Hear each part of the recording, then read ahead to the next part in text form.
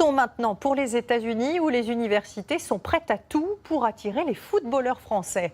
De jeunes sportifs qui n'ont pas pu devenir professionnels en France, mais qui peuvent faire gagner les équipes des campus américains. Là-bas, ils vont être nourris, logés et formés gratuitement. Une vie de rêve que nous détaillent Pierre Grange, Mathieu Derrien et Bruce Frankel.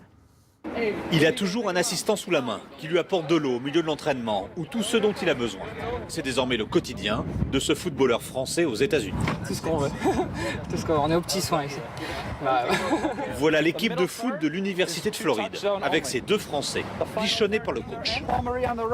Ils vont nous montrer leur vie de rêve à Miami. Leur vestiaire, où ils jettent nonchalamment leurs affaires. Quelqu'un passera derrière eux pour les laver. Il me relève tout, il ramène tout. Voilà.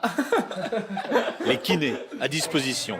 Rien à voir avec leurs conditions d'entraînement en France. J'étais en club pro et j'ai jamais vu un personnel comme ça. Toujours dispo.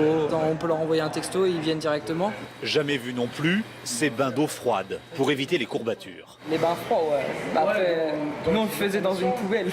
Ces deux joueurs rêvaient de devenir professionnels en France. Ils ont échoué de peu. Alors cette université privée leur a proposé de les accueillir. Tout frais payé.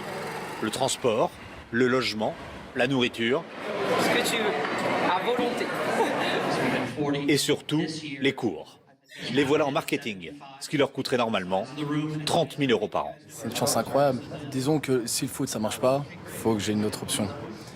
Et pour moi, les cours, c'est ma deuxième option, on va dire.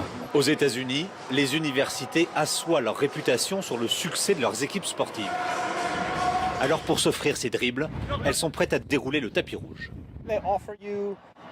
Les Français nous apportent quelque chose de différent dans leur vision du jeu.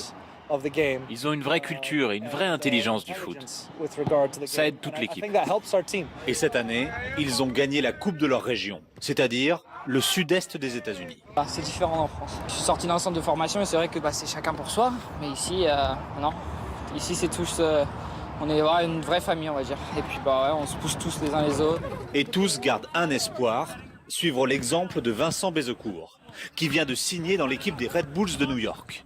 Lui aussi a eu du mal à percer en France, avant d'être recruté par une université et de recommencer une brillante carrière aux États-Unis.